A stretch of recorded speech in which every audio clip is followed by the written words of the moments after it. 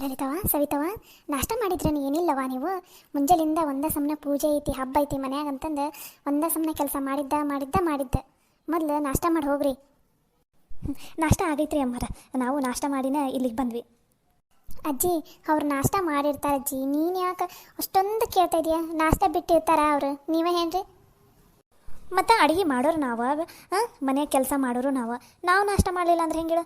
ಅಕಸ್ಮಾತ್ ನಾವು ಏನಾದರೂ ನಾಷ್ಟ ಮಾಡಲಾರ್ದು ಹಂಗೆ ಬಿಟ್ರೆ ಇನ್ನೊಂದು ರೌಂಡ್ ಅದನ್ನೇ ಬಂದು ತಿನ್ಬೇಕಂತ ಸ್ವಲ್ಪ ಜನ ಕಾಯ್ತಿರ್ತಾರೆ ಇಲ್ಲಿ. ಅದಕ್ಕೋಸ್ಕರ ಟೈಮ್ ಆದ ತಕ್ಷಣ ನಮ್ಮ ನಾಷ್ಟನ ನಾವೇ ತಿಂದ್ಬಿಡ್ತೀವಿ. ಕವಿತಾ, ನಿನಗಿದು ಬೇಕಿತ್ತ? ಸುಮ್ಮನೆ ಎದ್ದಿದ್ದಿದ್ರ ನಿನ್ನ ಪಾಡಿಗೆ ನೀನು ಸುಮ್ಮನೆ ಏನಾರ ಅಂತೀಯ ಸವಿತಾಗ, ಒಪ್ಪಾಸಕ್ಕಿ ಏನಾರ ಅಂದಮೇಲೆ ಬಾಯಿ ಮುಚ್ಕೊಂಡು ಕೂತ್ಕೋತಿದ್ದಿ. ತಾಯಿ ಸುಮ್ಮನೆ ಇರಮ್ಮ. ನಾನೇನಾದರೂ ನಿನಗೆ ಕೇಳಿದ್ನ? ಅವರಿಬ್ರಿಗೂ ಕೇಳಿದೆ.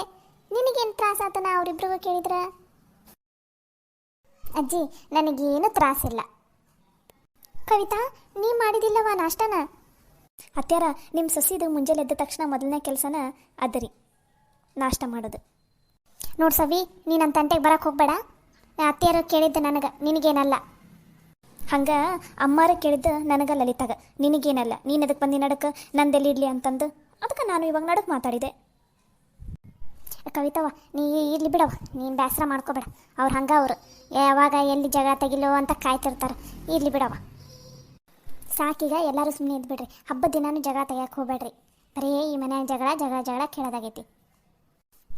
ಲಲಿತವ, ಅಂದಂಗೆ ಬ್ಯಾಳಿಗೆ ಹಾಕಿದ್ರ ಇವತ್ತು? ಹ್ಞೂ ರೀ ಅಮ್ಮಾರ, ಬ್ಯಾಳೆ ಹಾಕೈತೆ ನೋಡ್ರಿ. ಬ್ಯಾಳೆ ಕುದಿಯಾಕೆ ಬಂದಾವ್ರಿ. ಒಂದು ಸ್ವಲ್ಪ ಬೆಳಗ್ಗೆಯಿಂದ ಅಡುಗೆ ಮನ್ಯಾಗ ನಿಂತು ಸಾಕಾಗಿ ಹೋದಂಗೆ ಆಗ್ಬಿಟ್ಟಿತ್ತು ರೀ ಅಮ್ಮಾರ. ಅದಕ್ಕೋಸ್ಕರ ಒಂದು ಸ್ವಲ್ಪ ಇಲ್ಲಿ ಹೊರಗಡೆ ಅಡ್ಡಾಡ್ಕೊಂಬರೋಣ ಅಂತ ಬಂದಿದ್ವಿ. ಬ್ಯಾಳೆ ಕುದ್ದಿರ್ಬೋದು ರೀ ಅಮ್ಮಾರ. ಇವಾಗ ಹೋಗಿ ಅಡುಗೆ ಒಂದು ಮಾಡ್ಬೇಕು ನೋಡ್ರಿ. ಅಲ್ರವಾ, ಬರೀ ನೀವಿಬ್ಬರು ಅಡುಗೆ ಮಾಡೋದಂದ್ರೆ ಹೆಂಗೆ? ಮತ್ತು ಕವಿತನ ಮತ್ತು ನಿಮ್ಮ ಅತ್ತಿನೂ ಸೇರಿಸ್ಕೊರಿ, ಅವರು ಮಾಡ್ತಾರೆ. ಮಾವರ ಅವರಿಬ್ರು ಇವಾಗ ಅತ್ತಿಯರು ಮತ್ತು ಕವಿತಾ ಇಬ್ಬರು ಸೇರಿ ಬಟ್ಟೆ ಬಾಂಡೆ ಎರಡೂ ಮಾಡ್ತಾರೆ. ಇವತ್ತು ದೇವರಿಗೆ ಎಡಿ ಅಡುಗೆ ಮಾಡಕೊಂತೀವಲ್ಲ, ಹಾಗಾಗಿ ಮೇಲಿಗೆ ಬಟ್ಟೆ ಹೋಗ್ಯಂಗಿಲ್ಲ ರೀ ಮಾವರ. ಅದಕ್ಕೋಸ್ಕರ ಬಾಂಡೆ ಬಟ್ಟೆ ಎರಡು ಅತ್ತಿಯರು ಮತ್ತು ಕವಿತಾ ಮಾಡ್ತಾರೆ. ಏನು ನಾನಾ? ನಿನಗೇನಾಗ್ಲಿ? ನೀನು ಯಾಕೆ ಒಮ್ಮಿಗೆ ಆ ನಮ್ನಿ ಗಾಬರಿಯಿಂದ ಕೇಳ್ತಿದ್ದಿ ನಾನಾ ಅಂತಂದು? ನೀನೀಗ ಮತ್ತೆ ಹೇಳಿದ್ದವ್ರು. ಅಲ್ಲ ರೀ, ನಾನು ಮಾಡಲ ಬಟ್ಟೆ ಬಾಂಡೆನಾ? ನೋಡು, ಅವರು ಮುಂಜಾನಿಂದ ಎದ್ದಾಗಿಂದ ಒಂದು ಬೆಳಿಗ್ಗೆ 5 ಗಂಟೆಗೆ ಎದ್ದರು, ಅವ್ರದ್ದು ಕೈ ಪುರ್ಸೋತಿಲ್ಲ. ನಾನು ನೋಡಾಕುಂತೀನಿ. ಮನ್ಯಾಗ ಅಡುಗೆ ಮನ್ಯಾಗ ಎಷ್ಟು ಕೆಲಸ ಅದಾವು. ಮತ್ತೀಗ ಹೋಳ್ಗೆ ಮಾಡಾಕುಂತಾರ. ಅದಕ್ಕೆ ಹೋಳ್ಗೆ, ಅನ್ನ, ಸಾರು, ಪಲ್ಯ, ಚಪಾತಿ, ಮತ್ತು ಸಂಡಿಗೆ ಕರಿಯೋದು, ಹಪ್ಪಳ ಕರಿಯೋದು, ಎಷ್ಟು ಥರ ಅಡುಗೆ ಮಾಡೋದಿರ್ತೈತಿ. ಅದನ್ನೆಲ್ಲ ಈಗ ಅವ್ರು ಮಾಡಾಕುಂತಾರಿಲ್ಲ. ನಿನಗೂ ಮತ್ತು ಕವಿತಾ ಇಬ್ಬರಿಗೂ ಅಡುಗೆ ಅಂತೂ ಮಾಡಕ್ಕೆ ಬರಂಗಿಲ್ಲ, ಅಡುಗೆ ಮನೆಗೆ ಹೋಗಿಲ್ಲ. ಅದಕ್ಕೆ ಹೊರಗಡೆದು ಬಟ್ಟೆ ಬಾಂಡೆ ಎರಡನ್ನೂ ನೀವಿಬ್ಬರ ನೋಡ್ಕೋರಿ. ಈ ಮನೆಗೆ ಸೊಸೆಯರು ಬಂದ್ರೂ ಅತ್ತಿಯಾಗಿ ನನಗೆ ಕೆಲಸ ಏನು ತಪ್ಪಲಿಲ್ಲ. ಅಲ್ಲಲ್ಲಿ ಸೊಸೆಯರು ಬಂದ ತಕ್ಷಣ ಅತ್ತಿಯರು ಕೆಲಸ ಮಾಡಬಾರ್ದಂತ ಎಲ್ಲರೂ ರೂಲ್ಸ್ ಬರ್ದಿತ್ತು. ಏನು ಯಾವ್ದಾರು ಬಾಂಡ್ ಪೇಪರ್ ಮೇಲೆ ಬರೆದು ಕೊಟ್ಟಾರ ನಿನಗೆ? ಅಲ್ಲ, ಸೊಸೆಯರು ಮನೆಗೆ ಬರೋದು ಮನೆ ಕೆಲಸಕ್ಕನ? ಅವ್ರು ಬಂದ ತಕ್ಷಣ ಎಲ್ಲ ಕೆಲಸನೂ ಮನೆ ಸೊಸೆಯರ ಮಾಡಿಬಿಡೋಕೆ. ಅತ್ತಿಯಾದ್ರೆ ಆರಾಮ್ ಕುತ್ಕೊಂಡು ಕಾಲ ಮೇಲೆ ಕಾಲು ಹಾಕ್ಕೊಂಡು ಕುತ್ಕೊಂಡು ಕೊಟ್ಟಿದ್ದು ಏನು ತಿನ್ನಾಕ ಕೊಡ್ತಾರೆ ಅದನ್ನೆಲ್ಲ ಕುಂತಲ್ಲೇ ತಿಂದು ಅಲ್ಲೇ ಆರಾಮಾಗಿರ್ಬೇಕಂತ ಏನಾರು ರೂಲ್ಸ್ ಬರ್ದೈತನ್ಲಿ? ಅವರು ನಿಮ್ಮಂಗೆ ಮನುಷ್ಯರ. ಸೊಸೆಯರು ಬಂದ ತಕ್ಷಣ ಅತ್ತಿಯರು ಕೆಲಸ ಮಾಡೋದು ಬಿಡೋದಲ್ಲ. ಸೊಸೆಯರ ಜೊತೆ ಕೈ ಜೋಡಿಸ್ಬೇಕು.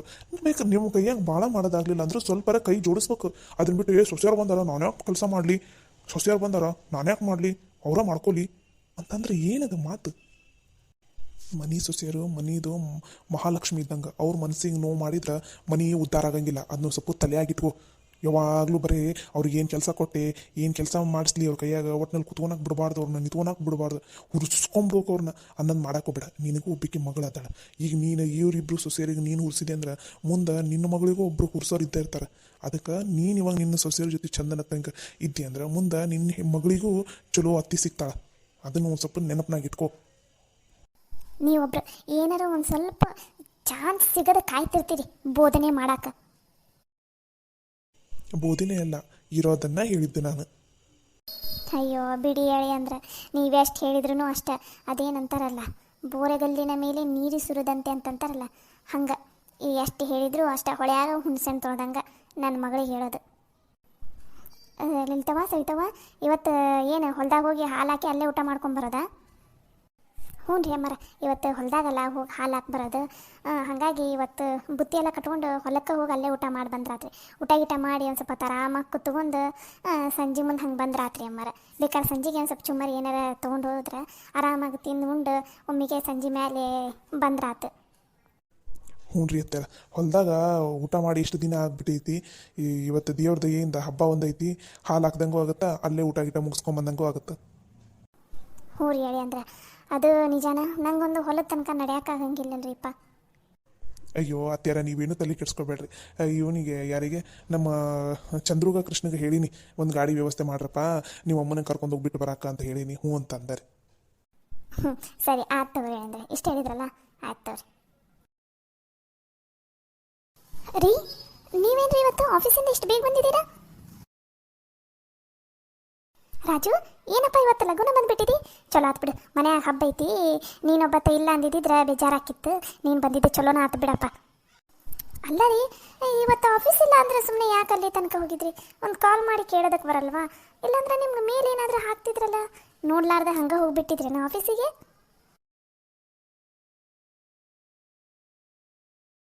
ಅರಿ ಏನಾಯ್ತು ಇವನಿಗೆ? ಇಷ್ಟು ಮಾತಾಡಕುಂತ್ರು ಮಾತಾಡ್ಸ್ಲಾರ್ದ ಹಂಗೆ ಒಳಗಡೆ ಹೋದಲ್ಲ. ನಾನು ಅದನ್ನ ಯೋಚನೆ ಮಾಡ್ತಾ ಇದ್ದೀನಿ ಅತ್ತೆ. ಹೋಗವ ಕವಿತಾ ಹೋಗು.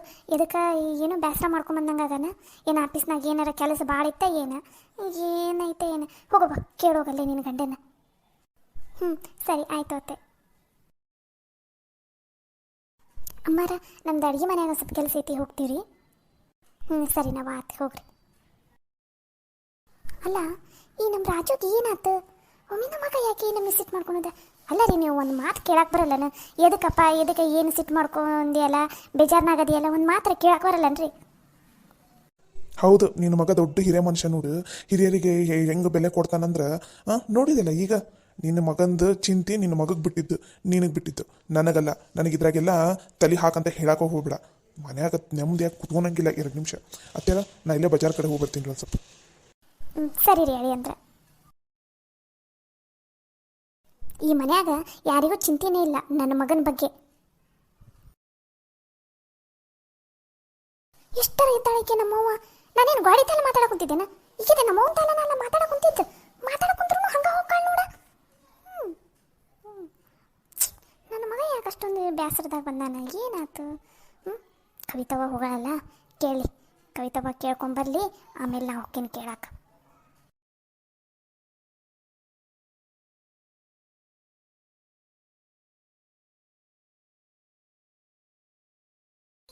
ರಾಜು ಕವಿತಾ, ದಯವಿಟ್ಟು ಇವಾಗ ನಾನು ಟೆನ್ಷನಲ್ಲದೀನಿ. ದಯವಿಟ್ಟು ನನ್ನ ಜೊತೆ ಯಾರೂ ಮಾತಾಡೋದಕ್ಕೆ ಹೋಗ್ಬೇಡಿ. ಒಂದು ಅರ್ಧ ತಾಸು ನನ್ನ ಪಾಡಿ ನನ್ನನ್ನು ಬಿಟ್ಬಿಡ್ತೀರಾ? ಯಾಕೆ ರಾಜು ಅವ್ರೆ ಏನಾಯ್ತು? ಇದಕ್ಕೆ ಹಿಂಗೆ ಮಾತಾಡ್ತಾ ಇದ್ದೀರಾ? ಅಲ್ಲ ನಾನೇ ನಿಮ್ಮ ಶತ್ರುನಾ ಅಥವಾ ನಿಮಗೆ ನೋವಾಗಲಿ ಅಂತ ಕೇಳ್ತಾ ಇದ್ದೀನಾ? ನೀವು ಹಿಂಗೆ ಸಿಟ್ಟು ಮಾಡ್ಕೊತಾ ಇದ್ರೆ ನಿಮ್ಮ ಪಾಡಿಗೆ ನೀವು ಇರ್ತೀನಿ ಅಂದ್ರೆ ನಾ ಏನಂತ ಅರ್ಥ ಮಾಡ್ಕೊಳ್ಳಿ? ನೀವೇ ಹೇಳ್ರಿ. ರಾಜು ಅವರೇ, ನಾನು ನಿಮ್ಮ ಹೆಂಡತಿ ಅದೀನಿ. ನಿಮ್ಮ ಮನಸ್ಸಲ್ಲಿ ಏನೈತೆ ಅನ್ನೋದು ನನಗೆ ಗೊತ್ತಾಗಕ್ಕೆ ಬೇಕು. ಏನಾಯ್ತಂತ ಹೇಳ್ರಿ, ಯಾಕೆ ಅಷ್ಟೊಂದು ಸಿಟ್ಟು ಮಾಡ್ಕೊಂಡಿರಿ? ಯಾಕಂದ್ರೆ ಇವತ್ತು ನನ್ನ ಜೀವನದಲ್ಲಿ ಅದು ಏನು ನಡಿಬಾರ್ದಂತ ನಾನು ಅನ್ಕೊಂಡಿದ್ನೋ ಅದೇ ನಡೆದು ಹೋಗಿದೆ. ಅದಕ್ಕೆ. ಅಲ್ರಿ, ನಿಮ್ಮ ಜೀವನದಾಗ ನಡಿಬಾರ್ದಂಥದ್ದು ಏನು ನಡೀತಿವಾಗ? ಇನ್ಮೇಲೆ ನನಗೆ ಯಾರೂ ಮರ್ಯಾದೆನೂ ಕೊಡೋದಿಲ್ಲ, ಬೆಲೆನೂ ಕೊಡೋದಿಲ್ಲ. ಇಷ್ಟು ದಿನ ಏನು ನಾನು ಬೆಲೆ ಗೌರವನ ಏನು ಸಂಪಾದಿಸಿದ್ನೋ ಎಲ್ಲ ಹಾಳಾಗೋಯ್ತು ಇವತ್ತು. ಅಯ್ಯೋ ದೇವ್ರೆ, ಪ್ಲೀಸ್ ರೀ, ನಿಮ್ಮ ಕೈ ಮುಗಿತೀನಿ. ಏನದು ಒಗಟಾಗಿ ಮಾತಾಡೋ ಬದಲು ಡೈರೆಕ್ಟಾಗಿ ಏನು ಮ್ಯಾಟ್ರ್ ಅಂತ ಹೇಳ್ಬಿಡ್ರಿ ನನ್ನ ಮುಂದೆ. ಇಲ್ಲಾಂದ್ರೆ ನನಗೆ ಇವಾಗ ತಲೆಯಲ್ಲಿ ಹುಳ ಬಿಟ್ಟಂಗಾಗಿ ನನಗೆ ಹುಚ್ಚಿಡ್ದಂಗೆ ಆಗುತ್ತೆ. ದಯವಿಟ್ಟು ಏನಾಯ್ತು ಅನ್ನೋದನ್ನು ಹೇಳ್ರಿ. ಆಫೀಸ್ನಲ್ಲಿ ನಾ 25 ಲಕ್ಷ ರೂಪಾಯಿ ಲಂಚ ತೊಗೊಂಡಿದ್ದೀನಿ ಅಂತ ನನ್ನನ್ನು ಸಸ್ಪೆಂಡ್ ಮಾಡಿದ್ದಾರೆ. ರೀ, ಏನು ಹೇಳಕುಂತೀರಿ ನೀವು? ಹೌದು, ಇವಾಗ ನಾನು ಆ 25 ಲಕ್ಷ ರೂಪಾಯಿ ವಾಪಸ್ ಕೊಟ್ಟರಷ್ಟೇ ನನ್ನ ನೌಕರಿ, ನನ್ನ ಜಾಬ್ ಕಂಟಿನ್ಯೂ ಆಗೋದು. ಇಲ್ಲ ಅಂದರೆ ಇಲ್ಲ. ಅಯ್ಯೋ ದೇವ್ರೆ, ಏನ್ರಿ ಇದು? ನೀವು ಯಾಕೆ ಅಷ್ಟೊಂದು ಲಂಚ ತಗೊಳ್ಳೋದಕ್ಕೆ ಹೋಗಿದ್ರಿ? ಇದೆಲ್ಲ ನಿಮಗೆ ಎದಕ್ಕೆ ಬೇಕಿತ್ತು? ಕವಿತಾ, ಇದೆಲ್ಲ ಜಾಬ್ ಅಂದಮೇಲೆ ಕಾಮನ್. ನಾನು ಹೀಗೆ ಸಿಕ್ಕಾಕೋತೀನಂತ ನನಗೇನು ಗೊತ್ತಿತ್ತು? ನನ್ನ ಜೊತೆ ಇರೋ ಎಲ್ಲರೂ ಸಿಕ್ಕಾಕೊಂಡಿಲ್ಲ ಗೊತ್ತಾ?